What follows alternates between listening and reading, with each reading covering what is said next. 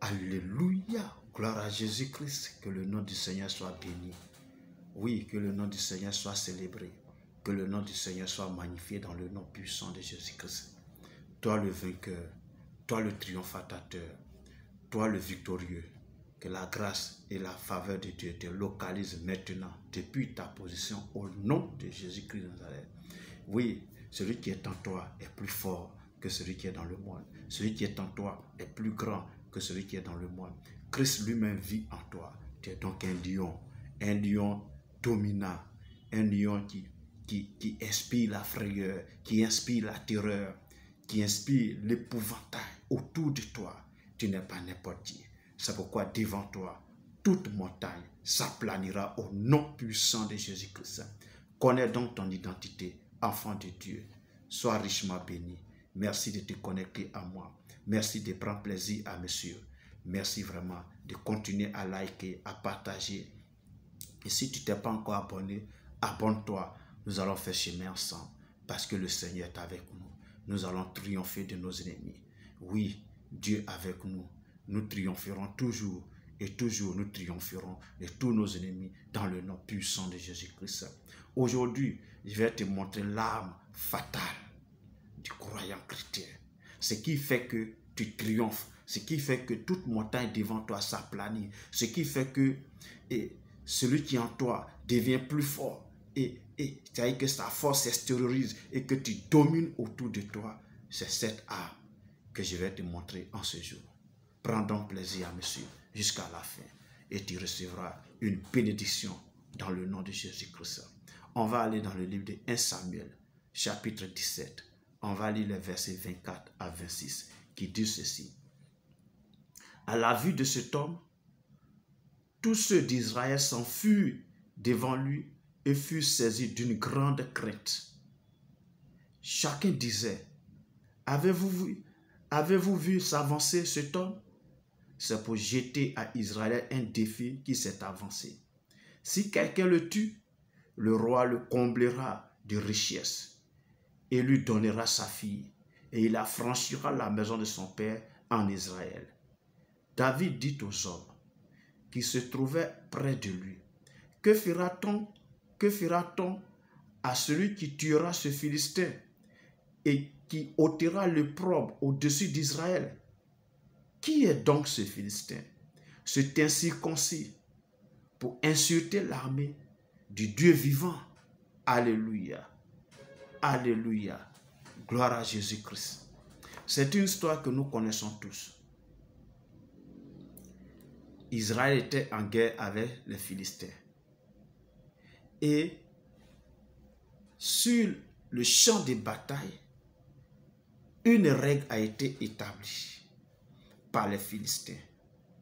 Un géant au milieu d'eux, appelé Goliath, grand de taille, robuste, fort, comme un cyborg, avance et il dit, celui qui arrive à le vaincre, en ce moment-là, il a vaincu l'armée philistine. Mais s'il arrive à le vaincre, alors les Philistins auront vaincu Israël. Et la Bible dit, pendant des jours, Israël était là. Et personne dans les rangs d'Israël pour affronter ce Philistin. Personne dans les rangs d'Israël pour prendre cœur contre ce Philistin, comme on le dit à Abidjan. Il n'y a personne pour prendre cœur. Quand il avance, tout Israël s'enfuit. Ils sont effrayés. Et ce Philistin jetait l'opprobre sur l'armée d'Israël. Mais un jour, David est arrivé dans ce camp, envoyé par son papa, pour voir comment ses frères se portaient et leur apporter un peu de nourriture. Et c'est devant David qu'une scène pareille se produit à nouveau. Ils ont tous fui.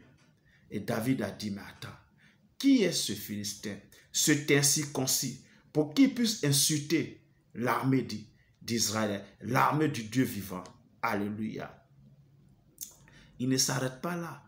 Il a commencé à parler, et ce qu'il disait ont parvenu à l'oreille du roi Saül.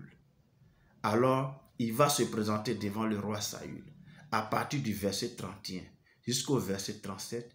Il dit, lorsqu'on eut entendu les paroles prononcées par David, on le répéta devant Saül qui le fit chercher.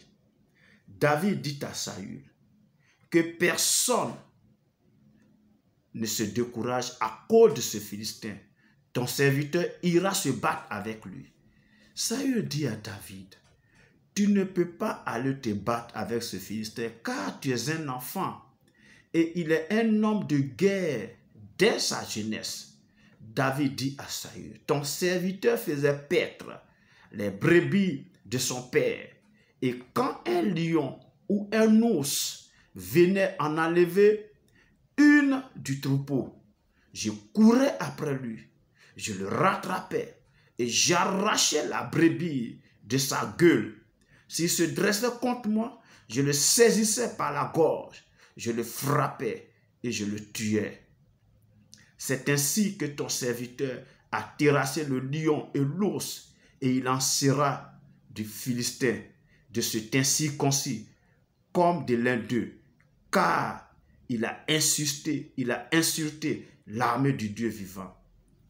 David dit encore, l'Éternel qui m'a délivré de la griffe du lion et de la patte de l'ours me délivrera aussi de la main de ce Philistin. Et Saül dit à David, va et que l'Éternel soit avec toi. Alléluia. Voici l'arme. Cette arme, peut-être tu ne l'as pas encore vue, mais c'est l'audace. David a fait preuve d'audace. C'est ça, la foi audacieuse devant une situation, devant un problème, devant un blocage, devant une maladie considérée incurable, déclarée incurable par les praticiens, par les médecins, devant une mort déjà déclarée par les médecins. Toi tu dis, il n'y a pas de mort. Toi tu dis, il n'y a plus de maladie. Toi tu dis, la situation n'existe plus. C'est l'audace. L'audace est une force. L'audace est une force. Et la foi qui atteint un certain niveau, c'est la foi infaillible, la foi inaltérable, la foi indestructible. C'est une force qui s'opère dans l'invisible. C'est une force qui s'opère dans l'impossible. C'est ça, la foi audacieuse. C'est l'arme fatale du chrétien. C'est l'arme fatale du vainqueur. C'est ça qui fait que nous sommes vainqueurs. C'est ça qui fait que nous triomphons des choses qui sont dans le monde. C'est ça qui fait que toute montagne devant nous s'aplanit. Il faut manifester la foi audacieuse dans le nom de Jésus-Christ.